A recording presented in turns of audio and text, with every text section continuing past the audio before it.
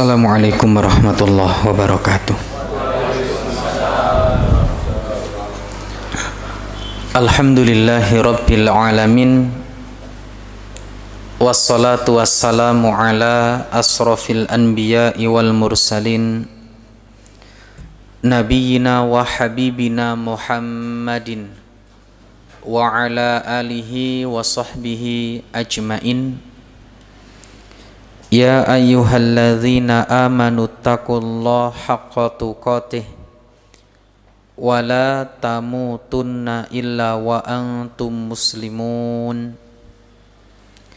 Fa inna asdaqal hadithi kitabullah wa khairal huda huda Muhammadin sallallahu alaihi wasallam wa syarrul umuri muhdatsatuha fa inna kulla muhdatsatin fid dini bid'ah wa kulla bid'atin dhalalah wa kulla dhalalatin finnar. Ma'asyiral muslimin muslimat rahimakumullah. Alhamdulillah, kita bersyukur kepada Allah Jalla wa Ala, yang mana pada kesempatan yang berbahagia ini Allah Subhanahu wa ta'ala kembali mempertemukan kita dalam majlis ilmu. Kita bisa kembali menyempatkan waktu kita untuk mempelajari agama Allah Subhanahu wa ta'ala. Dan memang inilah yang hendaknya kita lakukan, menyempatkan waktu untuk akhirat kita. Ya, menyempatkan waktu kita untuk urusan akhirat kita. Karena nek babakan dunya iku ra ono enteke. Ya. Babakan dunya itu tidak akan ada habisnya sampai kapanpun. Maka kita menyempatkan waktu kita sebagai bentuk perbekalan untuk menghadap Allah Subhanahu wa ta'ala. Kemudian tak lupa sholawat serta salam kita haturkan pada Nabi kita, Nabi Agung Baginda Rasulullah Sallallahu Alaihi Wasallam, panutan teladan bagi kita semuanya. Ma'asyiral muslimin muslimat rahimakumullah. Fa insyaallah di kesempatan yang berbahagia ini kita akan membahas salah satu tema tentang tarbiyatul aulad. Yang ini adalah perkara penting bagi kita semuanya, terlebih kita banyak melihat kasus dan kejadian di sekeliling kita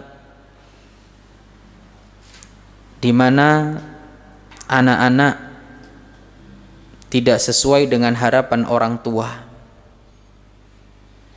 di mana anak-anak yang diharapkan nantinya menjadi penyejuk pandangan mata sing iso nyenengne tibae malah nyenepne.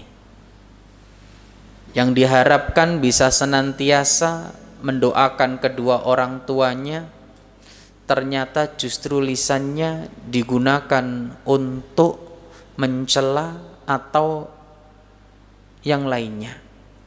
Barusan saya baca berita di salah satu kecamatan di kabupaten ada anak nelpon nomor darurat kantor polisi gara-gara dipukul orang tuane perkorone orang rapekno kamari.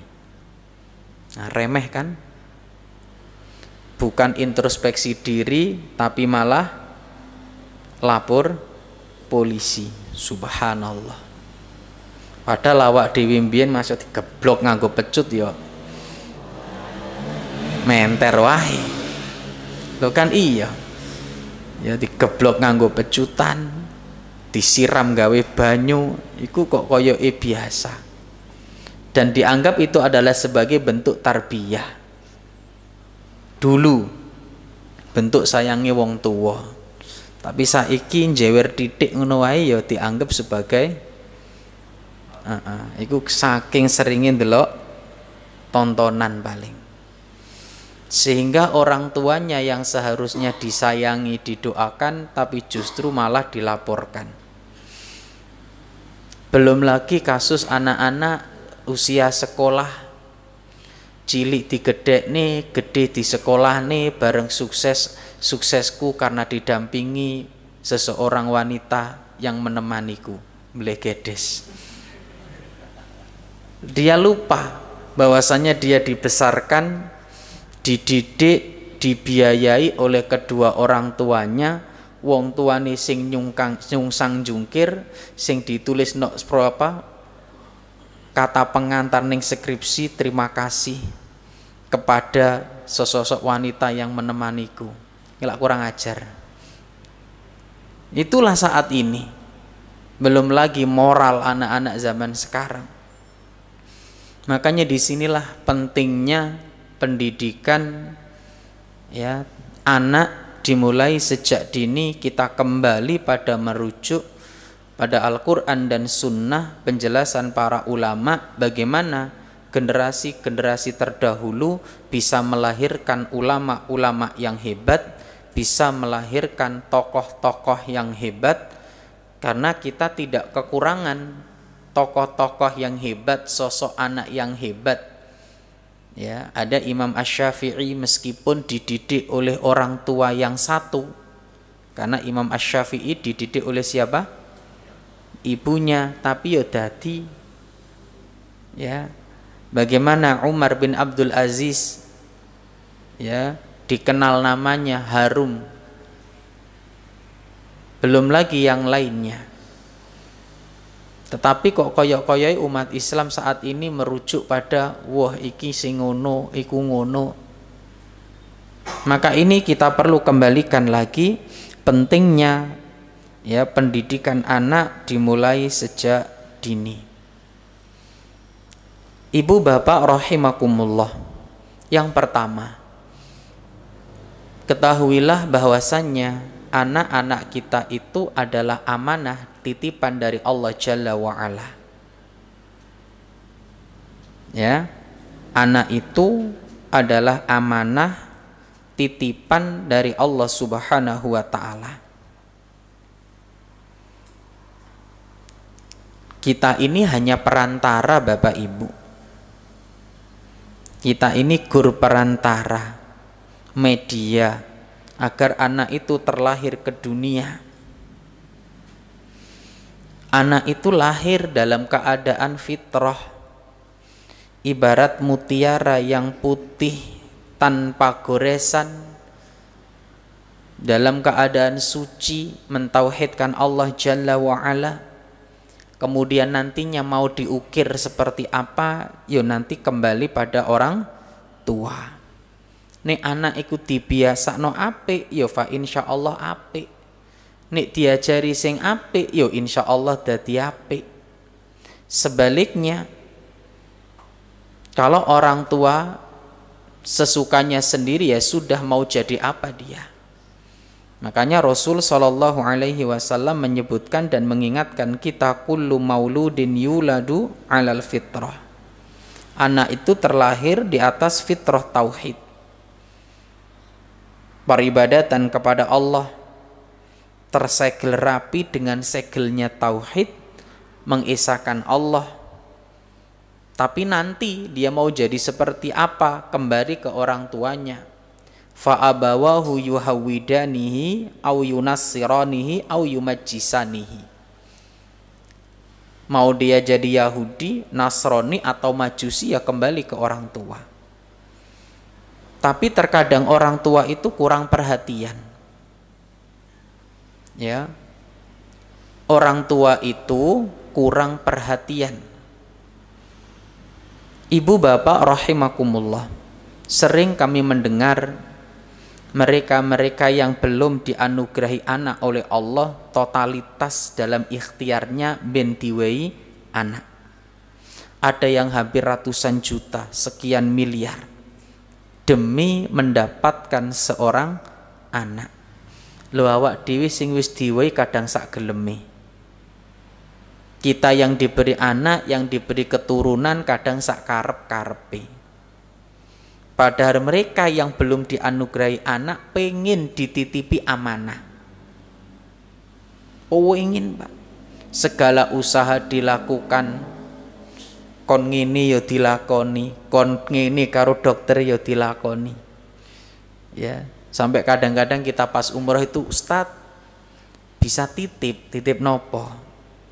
Kurma muda Ustadz buat istri saya. Nah, gawe nopo niku kurma muda? Gawe ganjel perut benora luwe. Salah sijine, salah lorone itu katanya bagus untuk program hamil. Katanya, wong aku ya ora ngerti. Wong kur dititipi lah kayane. Ada lagi titip donga kalau pas kita umroh gitu. Artinya usaha apapun dilakukan agar mereka ingin mendapatkan keturunan. Lah awak dhewe sing wis diwehi keturunan kadang ora iso njogo amanah iku. Kurang bisa menjaga titipan Allah Subhanahu wa taala itu. Padahal sekali lagi anak adalah amanah. Ati digawe model piye wae ya kembali ke wong tuane. Terlebih ya yang namanya anak ketika orang tuanya itu bener, orang tuanya bener, Allah anak itu akan ngikut nih. Ya. Maka orang tua jangan menyia-nyiakan amanah yang Allah titipkan kepadanya. Pendidikan terbaik seorang anak itu dimulai dari rumahnya. Pendidikan terbaik anak itu dimulai dari ibu bapaknya. Dan ingat, tugas orang tua itu ora mungkur maringi sandang pangan papan, tapi juga menjaga mereka dari sentuhan api neraka. Ya. Maka Allah ingatkan tuh dalam surat ke-66 ayat yang ke-6. Jaga dirimu tuh. Jaga keluargamu dari siksa api neraka. Ojo sampai amanah yang Allah titipkan kepadamu engkau sia-siakan. Makanya orang tua itu harus senantiasa mendidik mereka, menasihati mereka. Ojo bosen-bosen. Ya. Jangan bosan-bosan. Maka dari itu, agar anak-anak ini bisa tumbuh dalam ketaatan kepada Allah, anak-anak itu bisa tumbuh dalam kondisi tetap dalam fitrahnya. Para ulama banyak mengarang kitab-kitab bab-bab tentang bagaimana adab mendidik seorang anak. Didik anak itu angel, Pak. Terlebih dengan silih bergantinya zaman. Biyen niku awak dhewe dipleroi tiyang sepah niku ya meneng kok. Nah saiki njajal ya gone jenengan plire ana. Lah jenengan dipendeliki malahan. Lho iya Pak, siyen niku awak dhewe gur dipliri tok niku meneng Pak. Sendika dawuh meneng cep. Dikandani ya gur meneng. Dituwaplok ngono ya meneng. Ya. Bergantinya silih pergantian zaman, rusaknya kondisi generasi saat ini itu juga akan menjadi pengaruh yang besar bagi kita. Beratnya mendidik anak itu, Pak. Ya, bener-bener berat ini.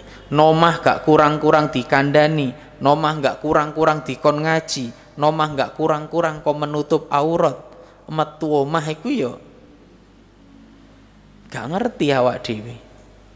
Sampai ada yang di dalam rumah itu menutup aurat, metu omah gang 100 meter ngono ya jilbabe ditarik digawe cepot isan. Subhanallah. Bukan isapan jempol, bukan sekedar apa ya, gosip, bukan, tapi itulah realitanya di luar. Ya. Sampai pinginnya anak dadi soleh lan solihah di pondok nih. Laras mboten. Ya. Kadang wong tua isek sambat. Nek nok pondok soleh tat, nek nok pondok solehah, tapi giliran mulai toleh. Ada apa di balik itu semua gitu loh? Apakah ada yang salah dalam konsep pendidikan kita?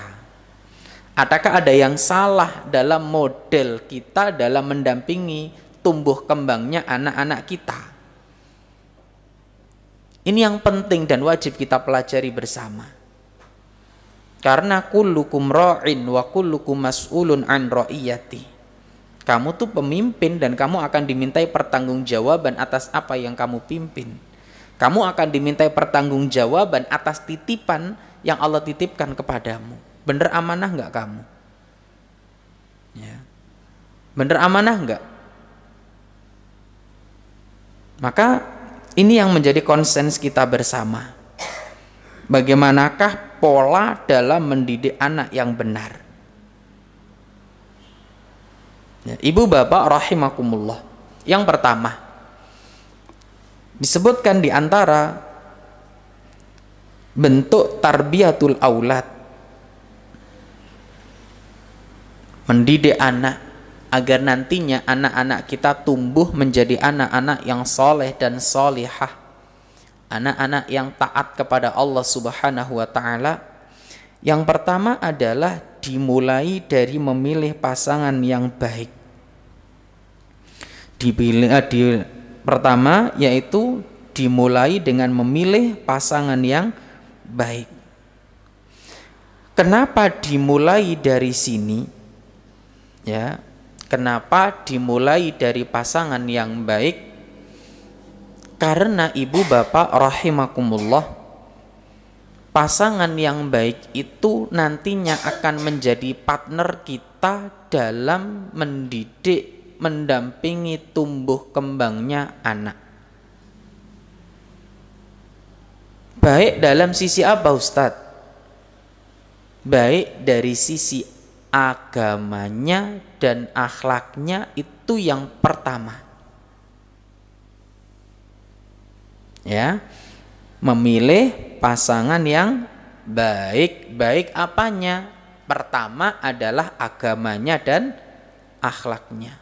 Fakhtar bidzati din taribat yadak. Pilihlah faktor agamanya dulu.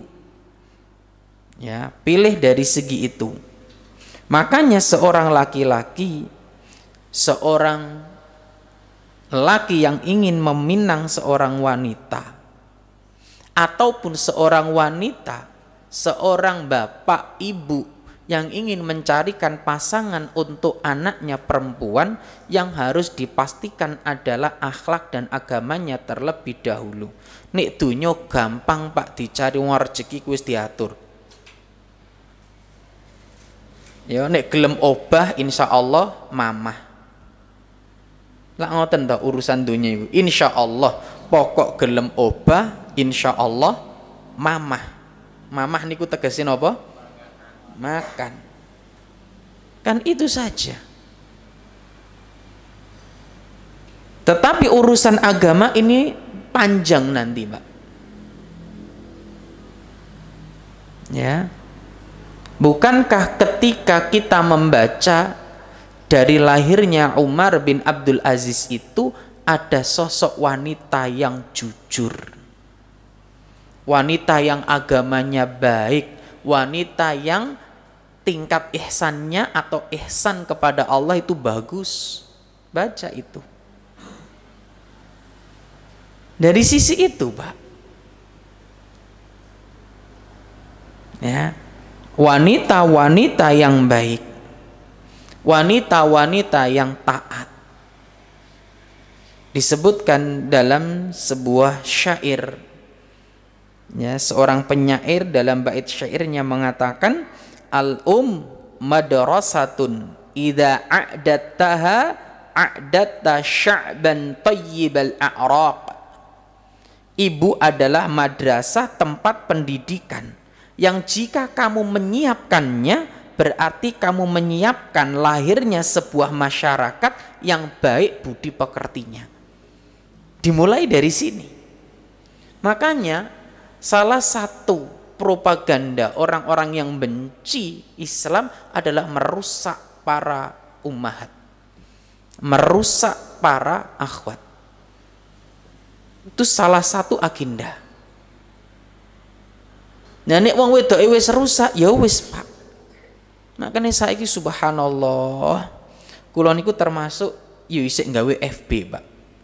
FB niku napa? Facebook. Soalnya langsung saya itu jarang posting di Facebook karena biasanya posting di Instagram otomatis nyantol di Facebook. Lebih konsennya di Instagram.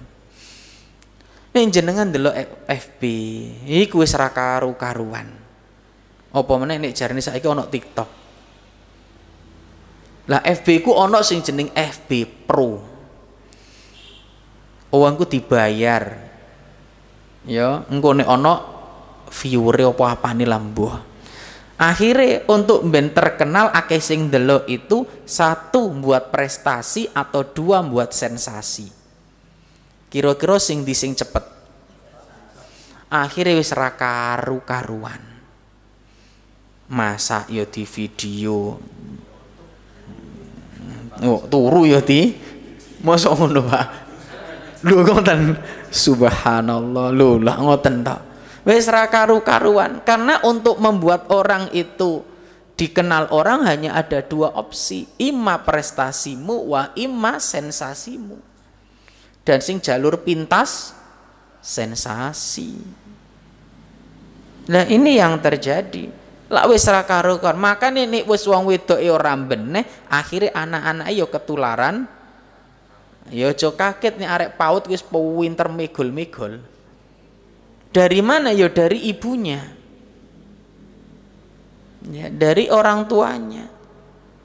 Makanya disebutkan di sini jika kamu menyiapkan sosok ibu yang baik, berarti kamu menyiapkan sebuah generasi yang baik. Karena lahirnya generasi yang baik itu dari sini, Pak. Ya. A'datta sya'ban tayyibal a'raq. Kamu menyiapkan lahirnya sebuah generasi, sebuah masyarakat yang baik budi pekertinya tuh, Pak. Mana sing dirusak ala wong wedok itu, Pak. Ya. Makanya hati-hati bapak-bapak. Ya, nyekeli bojone HP ku ya didampingi dengan ilmu. Mohon maaf ini ya. Nek jenengan nyekeli bojone HP, dampingilah dengan ilmu. Nek gak wis ra karu-karuan. Ya. Enggak karu-karuan wis. Jadi ibu bapak rahimakumullah, di antara bentuk tarbiyatul aulad, ya, mendidik anak yang akan dimulai dari memilih pasangan yang baik-baik. Apanya tadi? Agamanya. Baik apanya? Akhlaknya. Ojo mungkur golek sing 30 juz, Pak. Tak ulangi. Ojo mungkur golek sing 30 juz. Karena ingat, innama unzilal Qur'an liyu'mala bih. Al-Qur'an itu diturunkan untuk diamalkan. Syukur-syukur yo akhlake apik, agamane apik, plus apal 30 juz. Kenapa kita katakan demikian? Soalnya wong munafik yo apalan. Sampaikan, orang munafik itu juga menghafalkan Al-Quran, tapi mereka tidak mengamalkan isinya Al-Quran. Makanya ketika mencari pasangan, ibu wabil khusus, ya, nek ngelek no mantu buat anaknya, akhlaknya. Kami pernah mendapatkan sebuah kisah bahwa ada seorang masyayikh di Madinah, insya Allah. Ada seorang laki-laki mahasiswanya ini datang ke rumah beliau, datang menemui beliau untuk meminang putrinya, minta. Nggak dikai jawaban, Mbak. Lama, saulan, rong wulan, telung wulan suwi. Mes setahun kalau nggak salah. Akhirnya pemuda itu memberanikan diri tanya lagi. Lebih ya 1 tahun lebih. Kurang lebih lah. Akhirnya si pemuda ini memberanikan diri bertanya pada gurunya, pada syekh tersebut. Ternyata dalam waktu yang panjang ini syekh tersebut memperhatikan bagaimana akhlaknya, bagaimana ibadahnya. Loh Pak, tahunan Pak.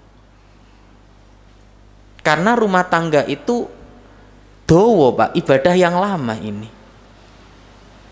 Nah, kadang-kadang kan saiki yo ngapunten. Saiki ketemu wis gak apa-apa sesuk daden wae. Sik tah. Sudah diperhatikan benar-benar bagaimana kondisinya, agamanya. Mengetahui agama seseorang itu nggak cukup loh 1 hari. Tapi bacaan Al-Quran ini Masya Allah Ustaz. Long penyanyi dangdut itu kan maca Al-Quran ini cengkok apik kok. Nih ngomong cengkok lo ya.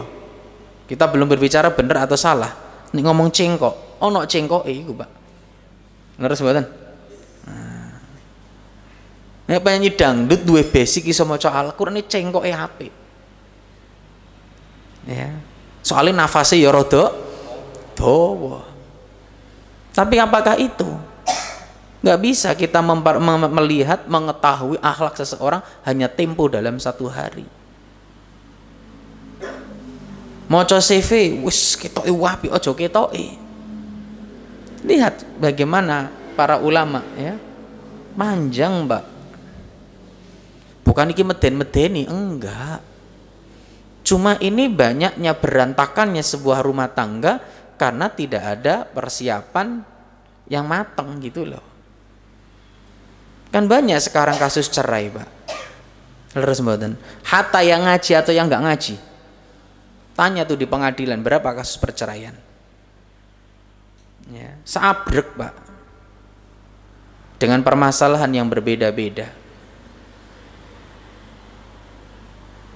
Maka di sini cari yang bagus agamanya, cari yang bagus akhlaknya.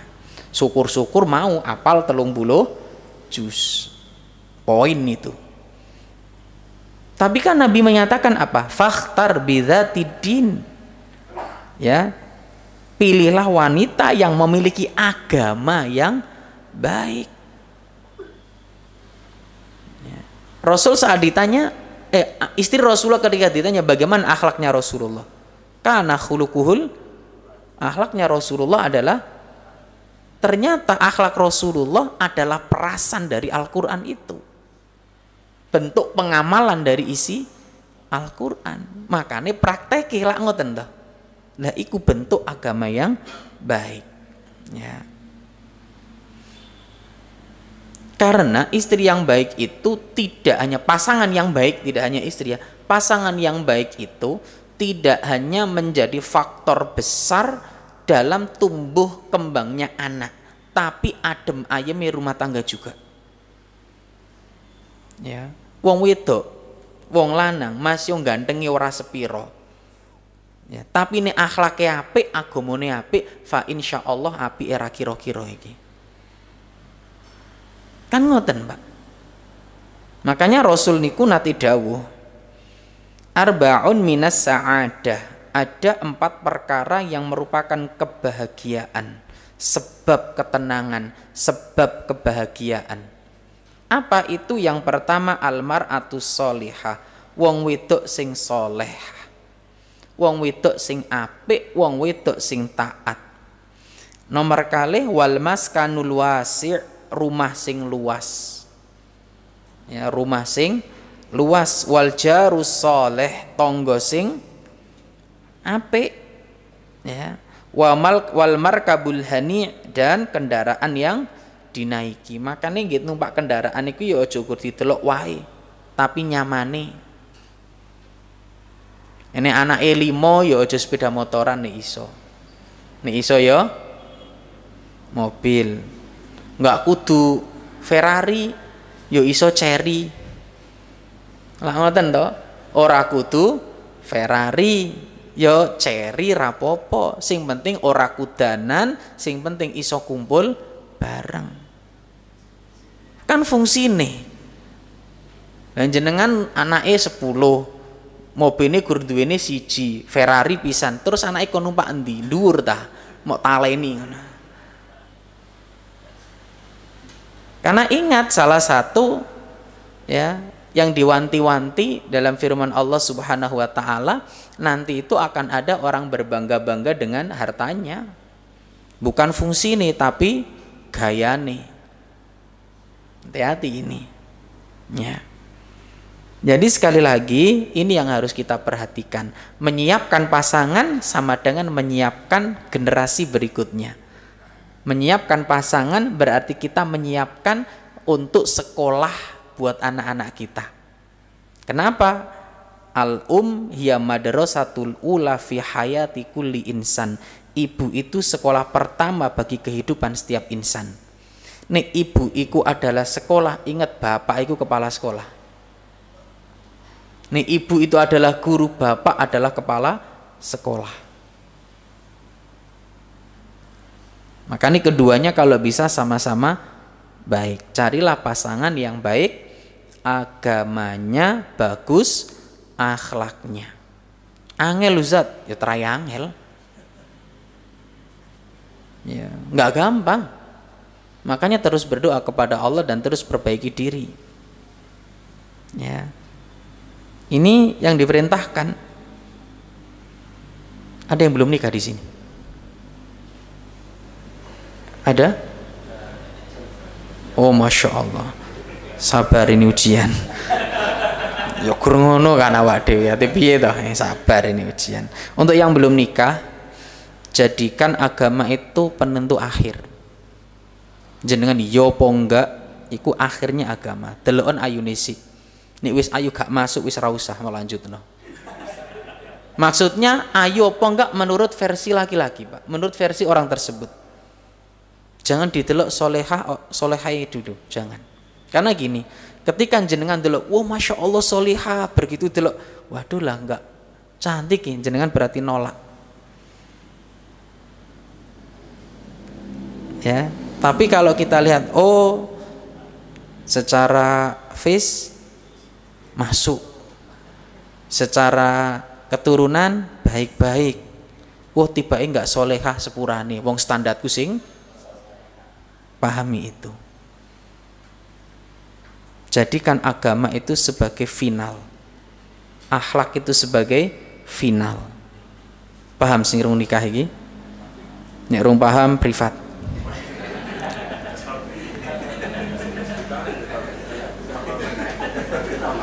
Lho niki Imam Ahmad sing dawuh niki. Imam Ahmad niku pernah mengatakan idza khotaba rajulun ra'atan sa'ala an jamaliha awalan. Apabila pria ingin meminang wanita, hendaknya hal yang pertama ditanyakan adalah kecantikan. Fa in humida ya sa'ala an diniha. Jika memang kecantikannya sudah terverifikasi dan oke, ya tazawwaj, ya maka ya sudah selesai. Ya. Fa illam yuhmad yakunu radduhu li ajliddin. Ya, jadi ini yang penting. Pilih dulu kecantikannya. Kalau kecantikannya sudah dipuji, bertanyalah tentang agamanya. Jika wanita tersebut baik agamanya, maka apa yang dilakukan? Sudah. Jadi tanya dulu, verifikasi masalah. Nah, tapi kalau masalah kecantikan itu nggak iso ijma ono. Mesti ono ikhtilaf gitu. Ya versinya dewe-dewe kan. Nggak iso ijma, digawe ijma ono. Ya, iki dudu hukum salat 5 waktu. Sing ijma hukumnya wajib, gak ono perselisihan sama sekali itu. Ya ini yang dipahami. Ini Imam Ahmad yang menasihati. Jadi Imam Ahmad mengatakan idza khotaba rajulu imra'atan sa'ala an jamaliha awalan fa in humida sa'ala an diniha fa in humida tazawwaj. Ya. Ini yang dipahami. Dan kata beliau itu, jika wanita tersebut baik agamanya silakan diterima, dan jika sebaliknya agamanya jelek dapat ditolak. Sehingga alasan dia menolak bukan karena wajah, tapi dia menolak karena faktor agamanya. Jelas ya? Nggak tercela kalau gitu. Ya. Ma'asyiral muslimin rahimakumullah. Dan untuk orang tua ya ini wabil khusus ojo mungkur didelok. Ini sering saat ini itu orang tua menjadikan standar harta sebagai patokan gelek sing mapan tat. Padahal harta itu bisa dicari. Rasulullah mengingatkan idza ja'akum man tardawna dinahu wa khuluquhu. Perhatikan ini dua. Idza ja'akum man tardawna dinahu wa khuluquhu fa'ankihu. Apabila datang kepada kalian seseorang yang kalian ridho kepada agama dan akhlak, kata Nabi. Agama dan akhlak disebutkan secara spesifik. Agomone dan akhlake. Fa'ankihu, maka silahkan kalian menikahkan dengan wanita kalian. Jadi enggak harus menyebutkan agamanya, enggak, tapi lebih diperinci lagi dan akhlak. Duh iki lak luwih dawa meneh engko. Wong iku rajin salat apa ora? Salat ini masjid apa ora? Iku wis angel, apa meneh wah iki akhlake apik apa ora. Makanya orang tua harus benar-benar memperhatikan masalah ini. Ya. Karena demi kebaikan putrinya. Demi kebaikan putrinya. Maka sekali lagi yang laki-laki ukur delok glowing tok. Yang laki-laki jangan hanya melihat fisiknya. Kemudian bapak ibu juga jangan hanya melihat wahnya. Wah, iku tumpakane Pajero, Ustaz. Ya masih tumpakane Pajero tapi enggak ada ketaatan kepada Allah, malah rumah tanggane panas njaba jero. Rumah tanggane yang nanti bermasalah dan orang tua kan enggak mau. Ya. Wong tua iku nek anak ndelok seneng masih tumpakane cer iki ya milu seneng. Tapi nek wong tua iku ndelok anak masih tumpakane Alphard tapi nek rame tok geger tok iku ya dadi masalah. Ya. Dan ini yang harus dipahami. Dan tadi disebutkan akhlaknya, akhlak kepada pasangan bagaimana nantinya, akhlak kepada anaknya bagaimana. Wah iki yo angel meneh. Ya, makanya nih dulu itu bapak, ibu atau orang tua wanita itu dari zaman dulu itu nggak ada masalah kalau menawarkan terlebih dahulu nih ono wong lanang model ngono. Soalnya model ngene iki rada langka. Nek katanya anak-anak zaman kan spesies langka itu Pak. Lu nggak oke masalah, makanya dari zaman dulu bukan suatu aib ketika orang tua perempuan itu menawarkan. Apalagi hadis Rasulullah jelas jumlah laki-laki luwe titik. Ngelek sing apik wae titik plus jumlahnya malah titik. Apa meneh saiki rodok kathah wong lanang sing model wedok. Lanang jeneng isuk jenenge Joko bengi. Lho kathah niku Pak, lanang seneng karo padha lanange. Wakeh niku Pak. Wong grup-grup apa gawe iku Facebook iku ewon kok pengikute. Entah sekedar mengikuti atau bener-bener wong berita ketangkep ya sak pirang-pirang. Leres mboten? Padahal ya ono sing wis rabi, bojone ya ayu, ya artis kan ngono. Oh selegram apa-apa iku jarene. Maka ini juga lebih angel maneh, wangel tibake. Makanya orang tua iku nek diparingi amanah anak wedok iku luwih abot timbang amanah anak lanang. Lho kula sering ngomong ngeten, duwe anak lanang iku lho nek wis usia balik diceluk nek perapatan gak ono sing doyan. Leres mboten? Lah nek anak wedok celuk nek perapatan.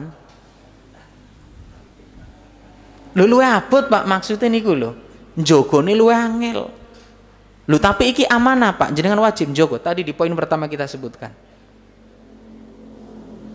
Makanya wong tua iku nek diparingi amanah ojo mungkur sibuk ngelek duit. Yo apik Pak untuk mencukupi nafkah keluarga. Tapi kan gugur iku. Harus mboten iki. Nah, ini yang harus benar-benar kita perhatikan bersama. Ya, jadi untuk mendapatkan keturunan yang soleh dan solihah, keturunan yang baik, hal yang pertama kita mulai adalah memilih pasangan yang baik. Baik apanya tadi? Agamanya. Baik apanya? Akhlaknya. Jelas ya? Dua ini. Kok syukur-syukur agamane apik, akhlake apik, rekeninge apik. Lak bonus ta iki, leres mboten? Rekeninge apik, ya wis alhamdulillah. Keluargane yo apik.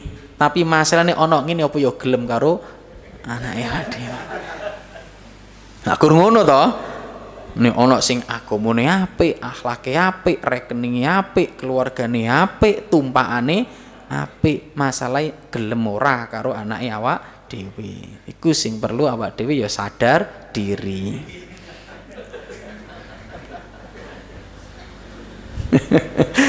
Ya itu ada seorang ustaz cerita. Ustaz minta tolong carikan calon istri yang cantik, solehah, cantik, solehah, kaya. Kata Ustadz, ya nek ono tak pek dhewe.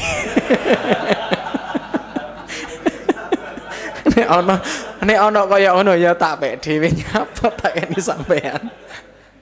Ngelek ngono ku gak akeh kok, limited edition. Lah nyapa tak kene sampean. Makane kadang ya ilmu sadar diri niku nggih penting. Itu nggih. Tapi yang pasti yang pertama itu tadi, agama dan akhlak. Kita pisahkan ya, maksudnya kita perinci lagi agama dan akhlak. Karena nanti akhlak itu luas nanti.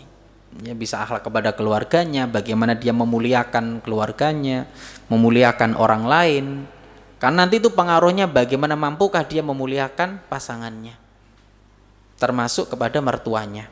Karena banyak kasus di luar sana, karo bojone apik, karo mertuane koyok kucing karo tikus.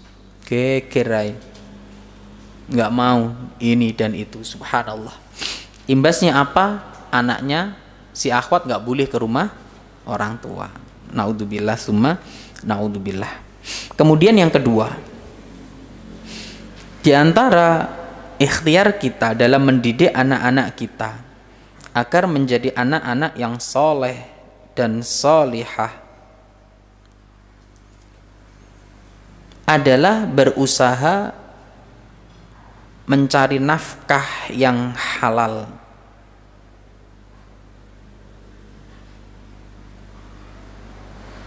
Berusaha mencari nafkah yang halal. Ibu bapak rahimakumullah, wabil khusus bapak-bapak, saat kita bekerja keluar dari rumah kita, niatkan ini semua karena Allah Subhanahu wa ta'ala. Karena mencari nafkah itu adalah ibadah. Ibadah itu enggak hanya sholat.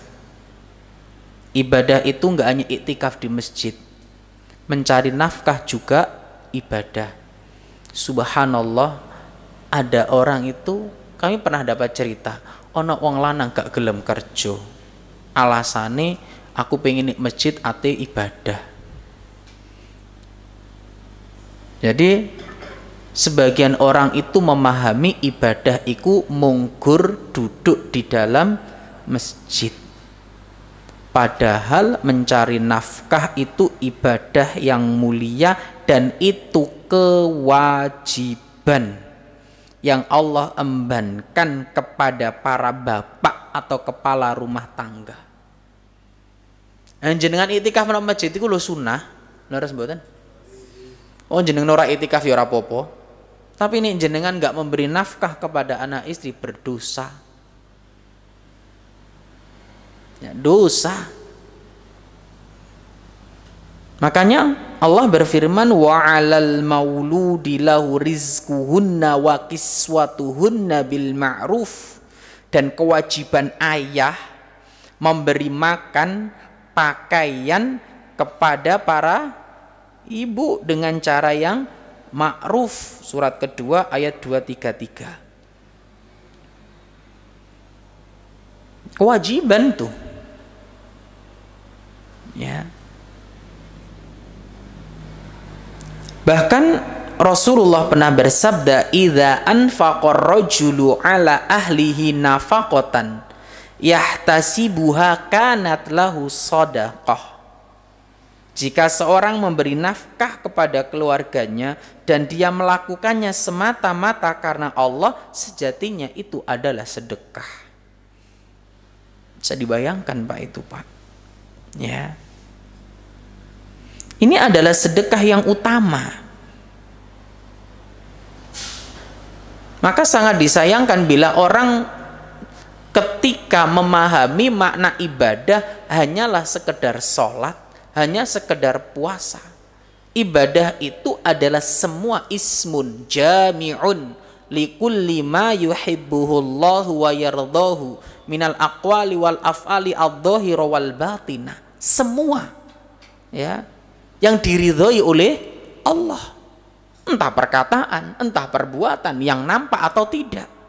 Termasuk mencari nafkah adalah ibadah, bahkan sebuah kewajiban. Umar itu pernah mengatakan kepada orang yang hanya duduk-duduk di masjid, langit itu nggak akan menurunkan hujan emas. Paham ya maksudnya ya? Ini menyindir orang-orang yang nggak mau kerja. Ketika orang-orang duduk-duduk di masjid, kemudian kamu nggak kerja, mereka mengatakan, ya, nahnu mutawakkilun, kita orang-orang yang tawakal. Dibantah tuh, kamu bukan mutawakkilun, bukan orang yang tawakal, tapi mutaakilun, orang-orang yang menanti diberi makan tuh.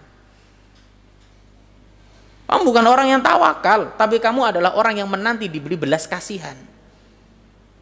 Karena tawakal itu konsepnya kamu ikhtiar dulu, ya, kamu usaha dulu. Kamu berdoa pada Allah, hasilnya kamu serahkan kepada Allah. Kamu gak usaha kok. Oh, anak istriku tak pasrahkan kepada Allah. Toh kamu bukan Abu Bakar. Dan anak istrimu bukan sekelas istri dan anaknya Abu Bakar. Ya. Ini yang harus kita pahami gitu loh. Makanya orang tua dalam bekerja ikhlaskan semata-mata karena Allah. Ini adalah bentuk kewajiban. Dan ma'asyiral muslimin rahimakumullah, dengan ikhtiarnya kita, dengan bekerjanya kita, harapannya anak-anak kita juga mendapatkan pendidikan yang terbaik, Pak. Karena sekarang itu untuk mendapatkan pendidikan yang terbaik iku ya butuh biaya. Gak apa-apa maksud direwangi wong tuane biayaan ngetan ngulon. Karena untuk mendapatkan pendidikan yang terbaik juga butuh biaya, Pak. Saestu, Pak. Gak ono sing gratis, Pak. Adakah sekolah gratis? Ada? Tapi dia biaya orang kan? Gak ada yang gratis. Semua itu bayar, ima dia bayar sendiri atau dibayar orang. Nggak ada yang gratis di dunia ini. Karena kalau dia nggak bayar, ya dibayar oleh orang. Udah itu aja. Makanya orang tua harus bersemangat juga dalam mencari nafkah. Ya, bersemangat dalam mencari nafkah. Tetapi ingat, perhatikan halal haram. Jangan sampai ada sesuatu yang haram yang kita masukkan ke dalam anak-anak, ke dalam perut anak-anak kita, istri kita. Karena nantinya pendidikan yang terbaik itu adalah memasukkan sesuatu yang halal. Kalau sesuatu yang haram dimasukkan, nanti imbasnya ke perangai, Pak. Ke akhlak, ke perbuatan. Ya. Makanya Rasul pernah menasihati sahabat Ka'ab, ya Ka'ab bin Ujrah, wahai Ka'ab bin Ujrah, innahu la yarbul lahmun nabata min suhtin illa kanatin naru aula bihi. Wahai Ka'ab bin Ujrah, sesungguhnya daging yang tumbuh berkembang dari sesuatu yang haram, imma jenis makanan zatnya yang haram atau cara mendapatkannya yang haram, maka neraka adalah tempat yang layak bagi jasad tersebut. Ya. Maka jasad tersebut berhak dibakar dalam api neraka. Kita nggak mau. Wong tadi perintahnya disuruh menjaga anak kita, pasangan kita dari api neraka. Maka carilah yang halal. Luwe apik jenengan penghasilan ini 10 juta sing halal daripada 1 juta sing haram. Tenan. Ya. Wis 1 juta haram pisan. Lalu apik 10 juta sing halal. Karena itu tadi, Pak. Kita diperintahkan oleh Allah untuk menjaga anak-anak kita. Bagaimana anak-anak kita bisa tumbuh dalam ketaatan, manut dikandani wong tua, nurut kali dawuhi wong tua. Sementara yang dimasukkan ke dalam perut anak pada pasangan adalah sesuatu yang haram. Jangankan makanan yang haram, Mbak. Jangankan minuman yang haram. Wong awak dhewe maksiat wae akan ada perubahan dalam keluarga kita kok. Kita yang bermaksiat loh, Pak, belum memberikan makanan yang haram itu, akan ada perubahan. Ini kisahkan asar ya. Sahabat itu bercerita, ketika dia melakukan maksiat maka terdapat perubahan pada hewan tunggangannya. Hewan tunggangan loh, Pak. Ya. Bagaimana kemudian kita memberikan sesuatu yang haram pada anak-anak kita? Makanya kadang nih anak itu wangel kandane banggel ngono. Coba dikoreksi, jangan yang tak kasihkan ini halal apa haram. Halal Ustaz, saya itu beri berasnya yang paling merek top. Minumannya juga paling merek top dari air sumur. Ya, wes sembarang tak berikan. Coba cek. Kerjaan kita halal enggak? Halal Ustaz, ada kezaliman enggak? Ada waktu yang kita korupsi enggak? Saya sering sampaikan pada teman-teman yang bekerja di sebuah pabrik atau sebuah lembaga yang terikat waktu. Ora usah nurun umumi, nuruto aturane. Maksudnya pripun Ustaz? Nek trai pekerjaanmu, perusahaan memberikan gaji kepadamu, kontraknya dari jam 7 sampai jam 4, yo kerja dari jam 7 sampai jam 4. Masih yo koncomu mulih jam loro. Ini tadi bayar sesuai waktu. Time ono kerjaan apa enggak, pokoknya kerjamu jam itu sampai jam 4. Ya wis. Ya coba kita koreksi itu. Jangan-jangan orang manute anake awak dewe, jangan-jangan gak manute istrine awak dewe lantaran ada sesuatu yang haram yang kita masukkan dalam perut mereka.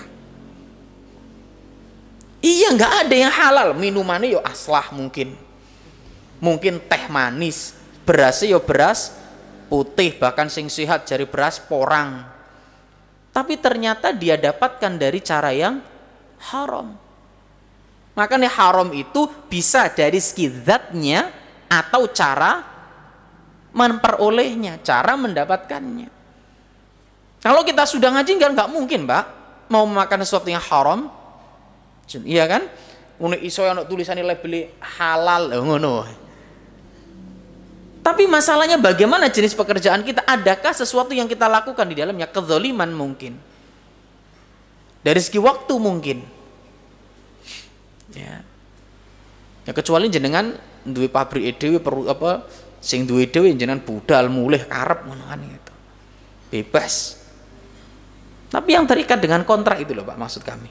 Jelas nggih? Ya.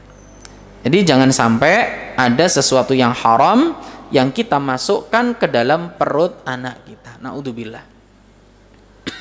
Meskipun itu receh. Bismillah. Meskipun itu sepele. Meskipun itu 1.000.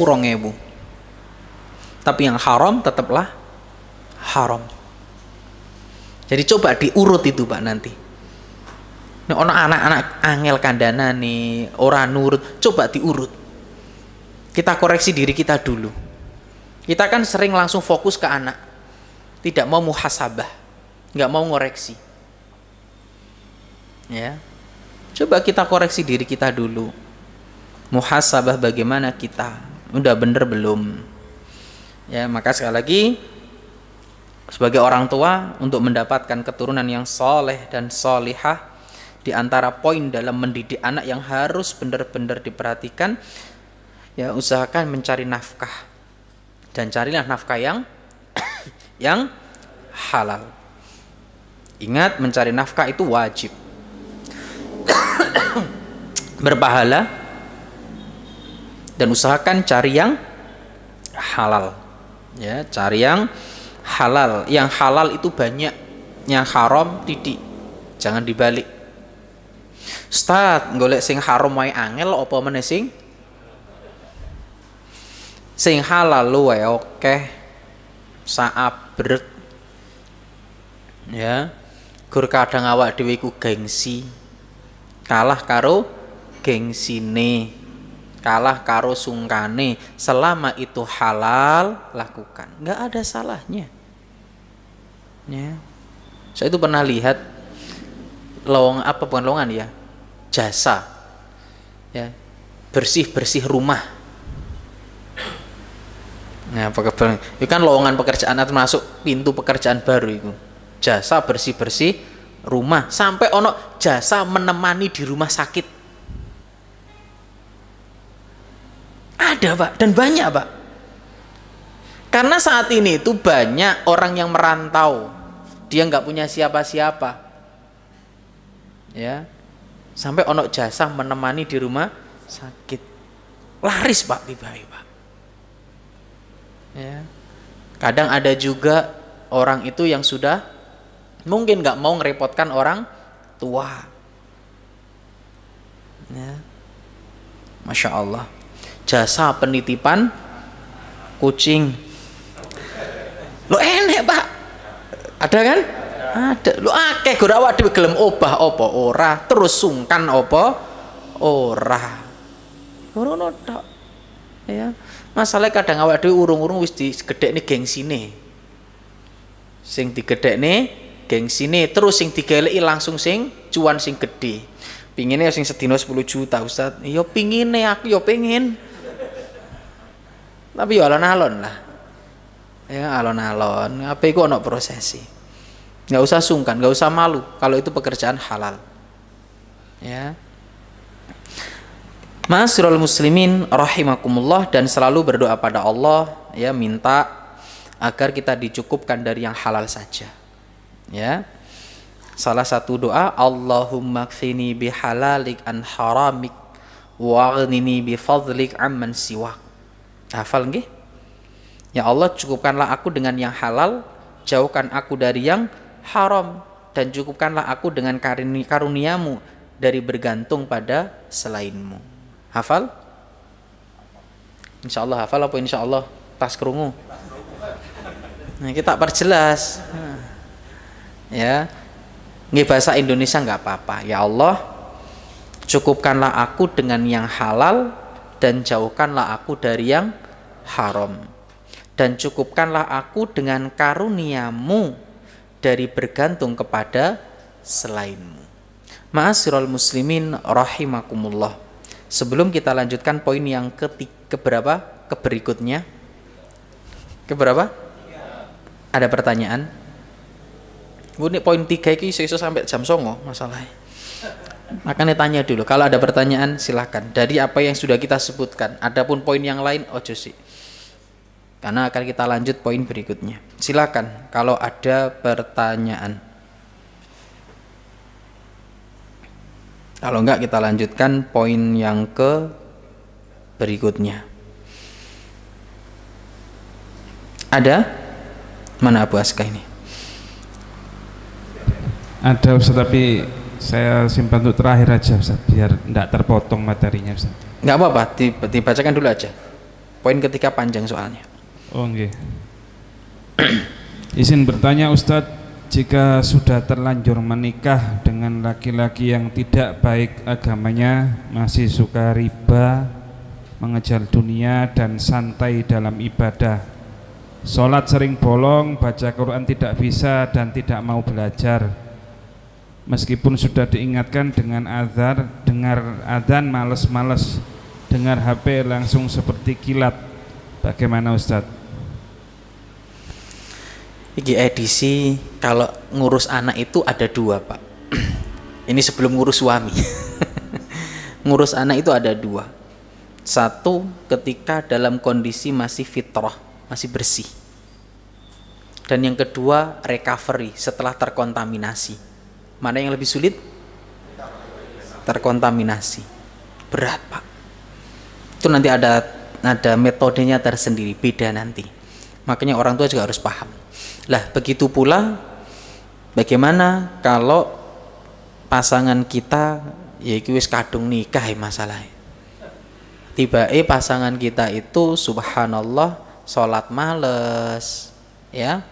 Kemudian krungu adzan iku abot, nek krungu klundinge HP iku cepet gitu ya. Dan urusan ibadah berat. Apa yang harus kita lakukan? Ma'asyiral muslimin rahimakumullah. Terkadang kita mendapati kondisi agama pasangan kita itu kalau hitung-hitungan 1 sampai 100 mungkin bisa dikatakan di bawah 50. Tetapi akhlaknya, tanggung jawabnya sebagai pasangan masih dipenuhi. Maka bersabarlah. Karena mungkin dulu sewaktu kita belum hijrah pun kita sama seperti itu.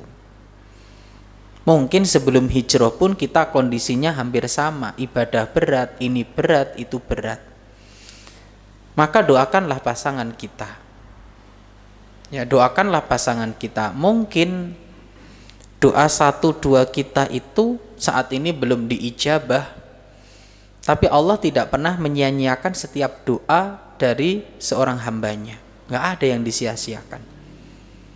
Maka doakan dan dampingi. Doakan dan dampingi. Ini yang harus kita lakukan. Allah itu maha membolak-balikkan hati. Ya muqallibal qulub tsabbit qalbi ala dinik. Wahai zat yang membolak-balikkan hati. Allah maha membolak-balikkan hati seorang hamba. Nggak ada yang sulit bagi Allah untuk membalikkan hati pasangan kita yang sebelumnya maksiat menjadi taat. Nggak ada yang mustahil. Ya, nggak ada. Beberapa waktu lalu Pak, ada orang itu ngaji, Masya Allah, kaget kita. Tanya pada tetangganya, ngaji upiye? Alhamdulillah sekarang istiqomah. Dari yang sebelumnya belas. Ya, kita nggak tahu Pak kondisi seperti itu. Maka terus doakan. Selama dia amanah, kewajiban sebagai seorang suami dijalankan, bersabarlah dalam mendampingi suami memperbaiki diri. Nggak gampang, sulit.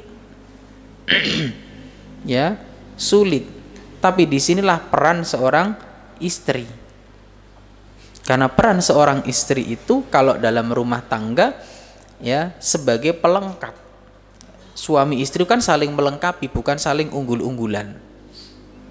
Saling melengkapi dan menutupi kekurangan pasangannya. Maka sekali lagi dampingi, aja mungkur dikandani. Beda engko. Mendampingi dan mengandani itu beda. Oh ndang sholat, Mas iki sajadai, ayo sholat. Mas iki sajadai, ayo sholat. Beda, Mas ndang sholat. Beda. Mas iki aku pengen ngaji, sampean dampingi. Wah aku ra iso ora apa-apa semeng sampean dampingi. Aku pengen dirungokno, pengen disimak.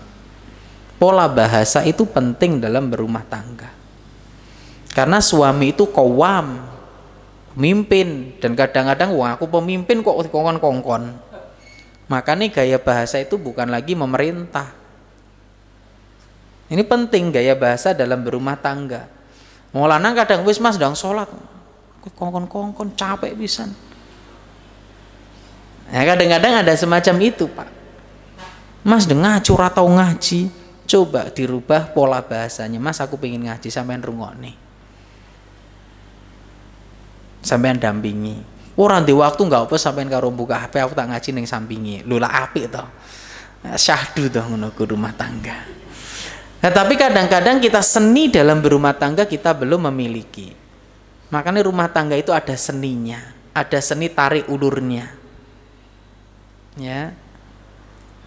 Ora kabeh kudu dadi geni ya ana sing kudu dadi banyu, ora kabeh kudu otot ya kadang butuh kelembutan. Itu seni berumah tangga. Ya, bagaimana Rasulullah Shallallahu Alaihi Wasallam. Ya, nah ini penting seni berkomunikasi dengan pasangan. Karena kita harus tahu karakter pasangan kita. Secara umum karakter wong lanang itu yo aku iki pemimpin, wong lanang, mosok dikongkon. Ya, sepurane. Wis sampean gak usah ngomong lah ngono kadang-kadang.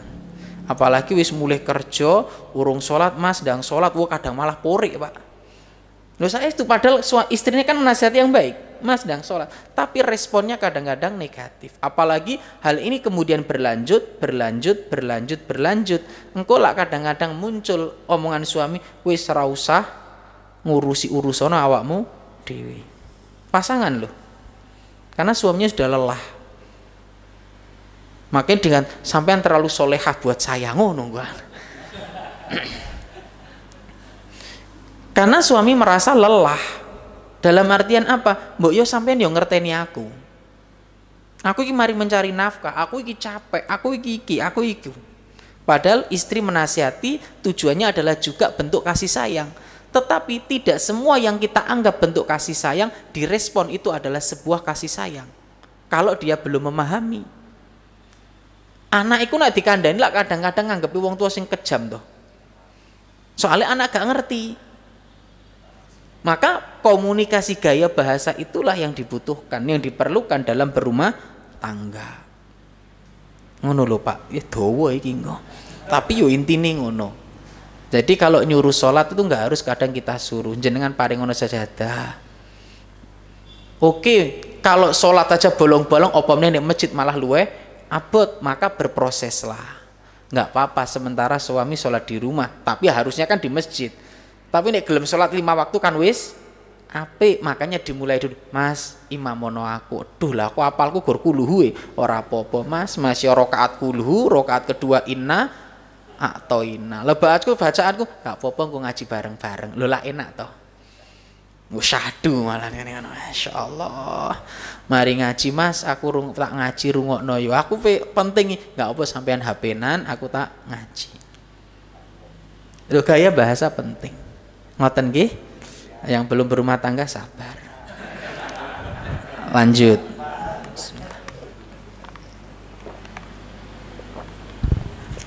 Ada lagi? Ada Ustaz, nanti nggak jadi melanjutkan materi jadinya. Nggak apa? Wong ini masih 13-an poin lagi. Mana ada? Ada Ustaz ini. Online dulu ya. Izin bertanya terkait memilih pasangan. Bagaimana bila akhlaknya baik tapi berbeda manhaj? Barakallahu fikum.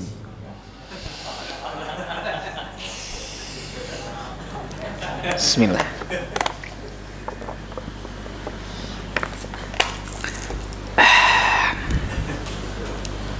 Apa pertanyaannya? Ya Allah. Bismillah. Secara asal kalau kita berbicara manhaj, kadang kita sendiri yo masih bingung. Jadi sebenarnya kita kan masih bingung toh. Sing dimaksud manhaj sing bener iku piye? Mohon maaf ya. Kita berbicara data di lapangan saja ya.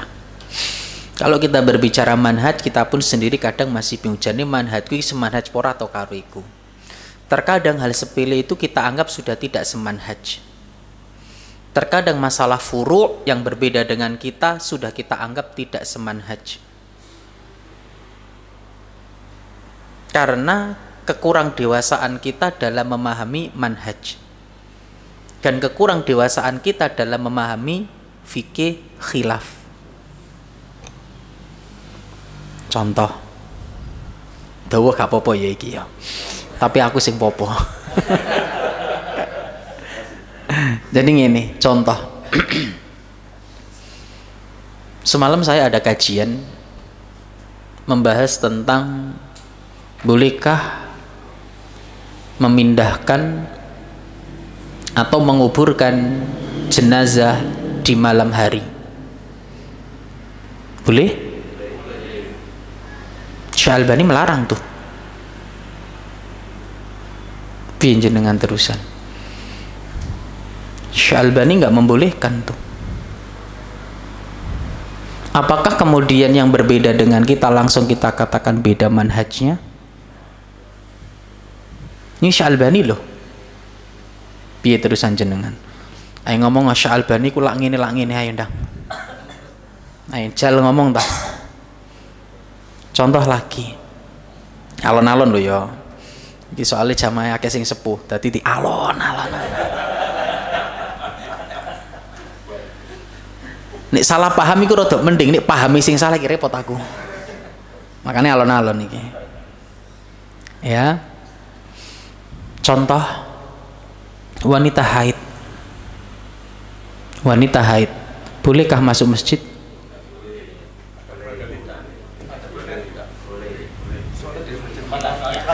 Wanita haid bolehkah membaca Al-Quran? Lu jenengan wae khilaf kok.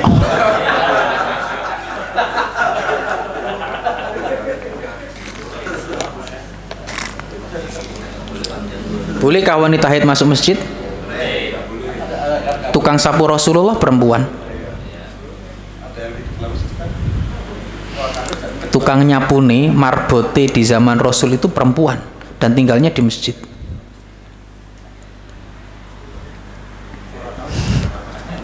Terus piye? Bolehkah wanita membaca Al-Quran? Bolehkah wanita menyentuh Al-Quran? Kenapa nggak boleh? Yang haid apanya? Tangannya? Yang haid apanya? Yang dipakai baca Al-Quran, yang nyentuh Al-Quran apanya? La yamassu ilal mutahharun. Yang disucikan, siapa yang disucikan? Malaikat. Apakah semua yang tidak sejalan dengan kita berarti beda manhajnya dengan kita? Maka kita harus pahami dulu, ranah yang dimaksud ranah manhaj itu ranah yang mana dulu? Paham ya? Ini harus kita pastikan dulu, karena kedangkalan kita dalam memahami manhaj, kadang urusan fikih dianggap urusan aqaid, akidah, urusan keyakinan. Maka berarti awak dhewe kudu luas pemahamannya. Makanya ngajine ojo gampang absen.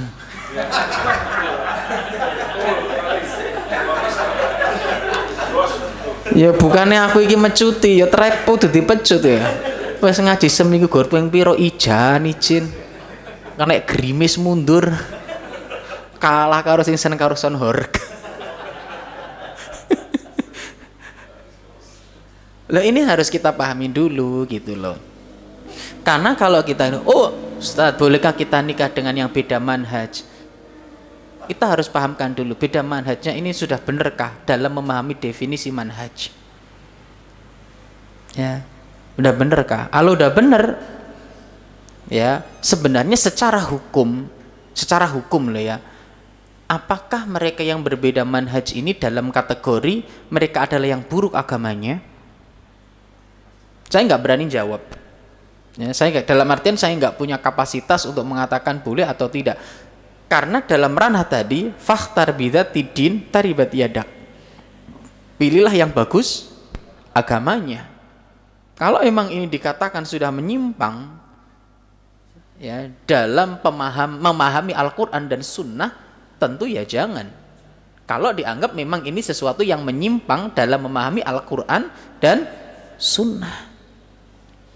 Tapi kalau dalam ranah tadi yang kita katakan, ya tentunya harus kita pahamkan dulu, kita yang harus memahami dulu. Tetapi nih iso ya tadi, nikah itu ya sefrekuensi, itu akan lebih mudah. Wis gampangane ngono, ngelek sing sefrekuensi. Satu sefrekuensi, dua sekufu. Sekufu niku napa? Setara, enggak jomplang. Ya. Aja sing muluk-muluk seperti tadi, ngelek sing sugih. Lah kono panganane spaghetti gawe lading jenengan biasane muluk, repot. Wah enak sing padha muluke kan. Wah enak urip ku nek sekufu iku nyaman, saestu. Ya, jenengan gak repot ngubah gaya. Santai. Pasangan jenengan gak gelem numpak sepeda motor padahal jenengan hobine geger-geger. Makanya dikon sing sekufu dan sefrekuensi. Itu lebih mudah. Jadi kembali lagi pada pertanyaan tadi, bolehkah menikah dengan yang beda manhaj? Wallahu taala a'lam bisawab. Secara hukum selama itu agamanya bagus tidak ada masalah. Tetapi bila nanti dalam dia memahami agama, dalam dia memahami Al-Quran dan hadis itu adalah pemahaman yang salah, ya saran saya jangan. Tapi harus diperjelas dulu maksudnya manhajnya, maksudnya yang seperti apa. Sudahkah kita benar dalam memahami kata manhaj tersebut? Karena kita kajian manhaj kan juga kurang. Leres nggih? Ya wis. Insyaallah. Ada lagi? Ada lagi Ustaz. Iya, monggo.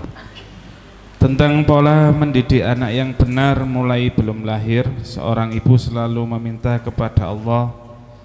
Seorang ibu selalu menjaga dan mendidik anak, ingin menjadi anak yang soleh sesuai impian seorang ibu. Waktu masa kecil manut, rajin sholat 5 waktu, rajin mengaji. Setelah berjalannya waktu SMA kurang memperhatikan nasihat ibunya, bahkan menyepelekan masalah sholat, tidak mau diajak ngaji. Apa yang harus kami lakukan? Terima kasih atas pertanyaannya. Ini nanti masuknya tahap recovery. Terjadi masalah ketika di sekolah. Jadi anak itu rusak. Satu faktornya adalah lingkungan.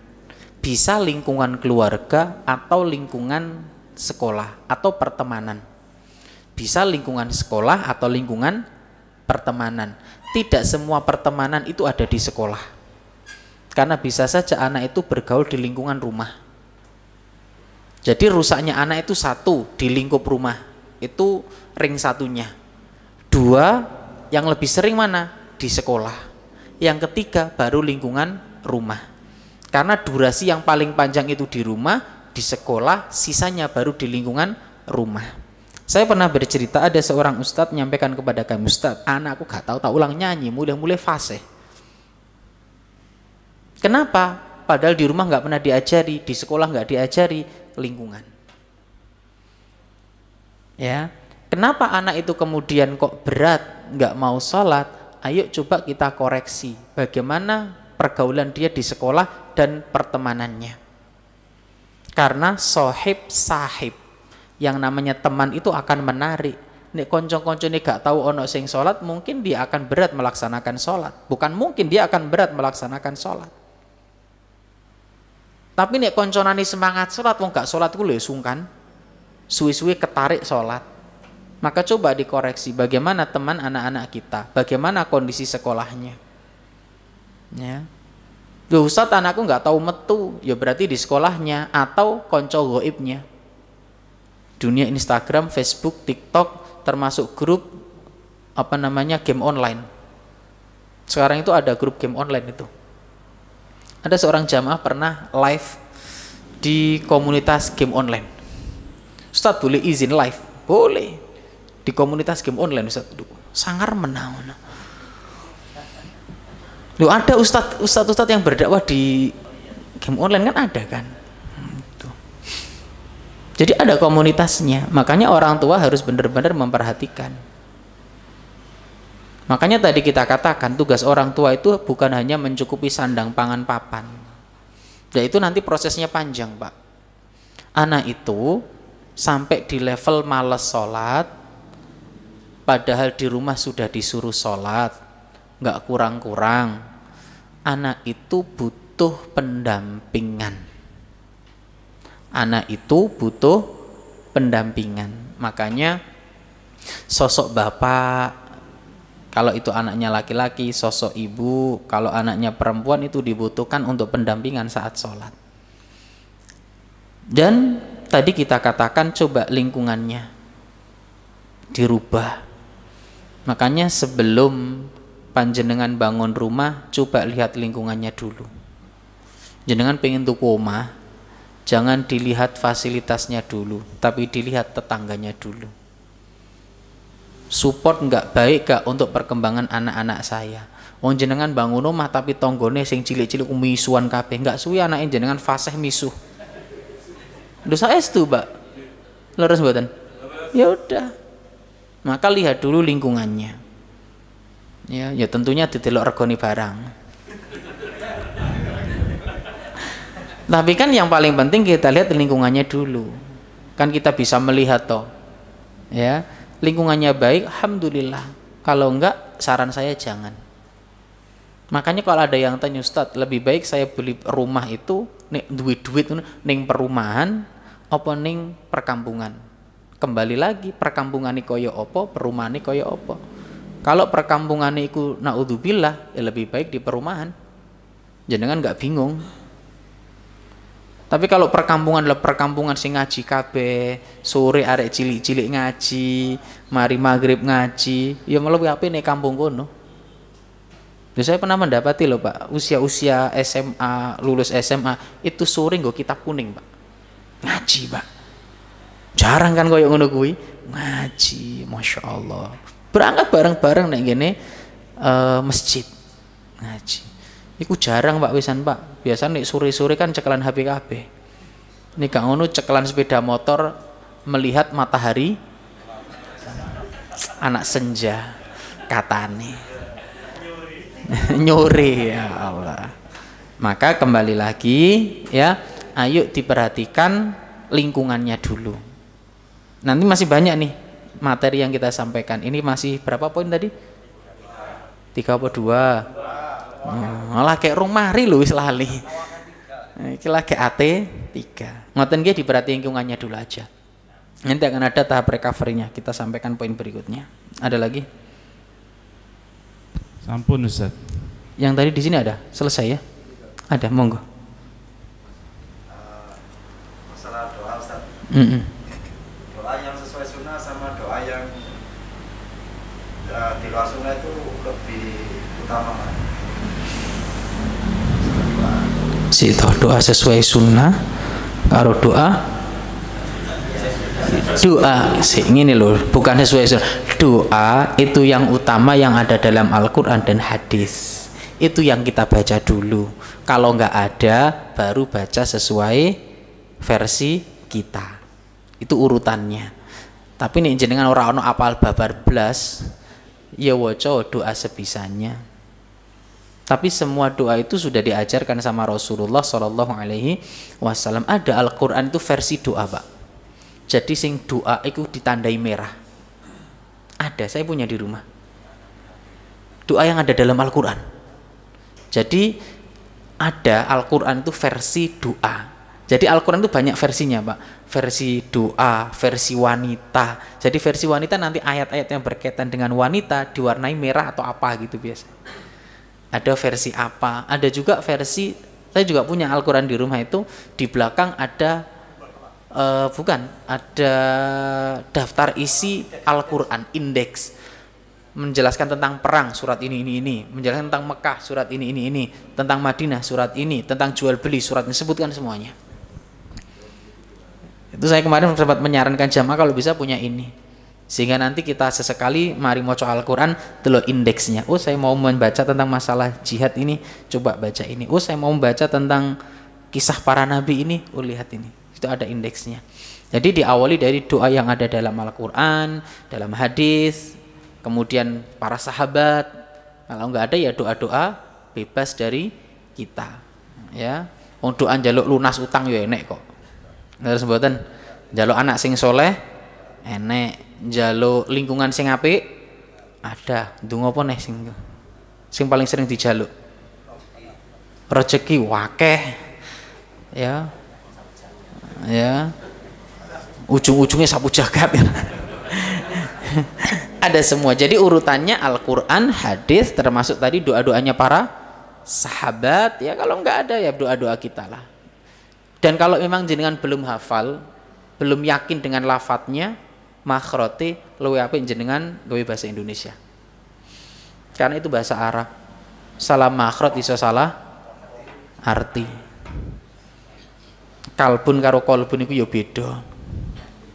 Kolbun artine ati, kalbun alimun, alimun beda. Adzabun apa lanjutannya biasa nih dalam surat Al-Baqarah? Walahum adzabun. Alim apa alim? Hamzah apa ain? Nah itu penting, makanya aja sampai salah makhraj. Kalau jenengan nggak yakin lafate, aku kok rodok lali makhrote, ya wis nggih bahasa Indonesia. Timbang salah kedaden. Salah makhraj maksudnya artinya nanti berubah, Pak. Karena ini bahasa Arab. Ngoten nggih. Wallahu taala a'lam bishawab. Insyaallah pertemuan yang akan datang kita masuk poin yang ke-3. Mudah-mudahan menjadi ilmu yang bermanfaat. Siapkan atau silahkan disiapkan pertanyaannya untuk bulan depan. Kita tutup dengan doa kafaratul majelis. Subhanakallahumma bihamdika asyhadu an la ilaha illa anta astaghfiruka wa atubu ilaik. Walhamdulillahirabbil alamin. Assalamualaikum warahmatullahi wabarakatuh.